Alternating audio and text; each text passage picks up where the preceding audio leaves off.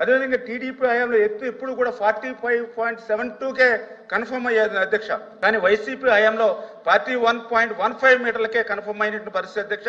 అదేవిధంగా అంచనా కూడా టీడీపీ హయాంలో 55,548 కోట్లకు ఆమోదం పొందాం అధ్యక్ష. కానీ వైసీపీ హయాంలో నిధులు అడగలేనిటువంటి దైన్యం అధ్యక్ష. అదేవిధంగా టీడీపీ హయాంలో పోలవరం అనేది ఒక పర్యాటక ప్రాంతంగా ఉంది అధ్యక్ష. అదే వైసీపీ హయాంలో నిషేధిత ప్రాంతంగా ఉన్నటువంటి పరిస్థితి అధ్యక్ష. అదేవిధంగా ఇప్పుడు గౌరవ సభ్యులు కూడా అడిగారు లక్ష్మణ్ రావు గారు పునరావాసం గురించి.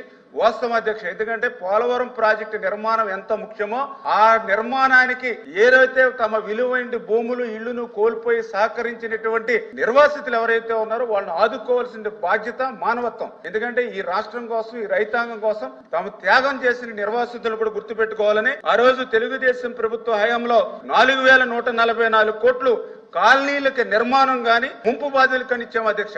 ఆ రోజు తెలుగుదేశం ప్రభుత్వంలో నిర్మాణం చేసినటువంటి కాలనీలే తప్ప గత 5 సంవత్సరాల్లో మళ్ళీ ఒక్క పునరావాస కాలనీ కూడా నిర్మాణం జరిగినటువంటి పరిస్థితి లేదు అధ్యక్ష. మరి ఏదైతే ఆ రోజు నిర్వాసితులు మరి కొంతమేర సంతోషంగా ఉన్నటువంటి పరిస్థితి, కానీ గత వైసీపీ ప్రభుత్వంలో వరదలు వస్తే మరి మమ్మల్ని మా తెలంగాణలో తిరిగి కలిపేయండి వాళ్ళ రోడ్డెక్కిన పరిస్థితి వచ్చింది అని అంటే ఆ ప్రభుత్వానికి గత ప్రభుత్వానికి తేడా ఏంటనేది క్లియర్ గా అర్థమవుతున్నటువంటి పరిస్థితి అధ్యక్ష.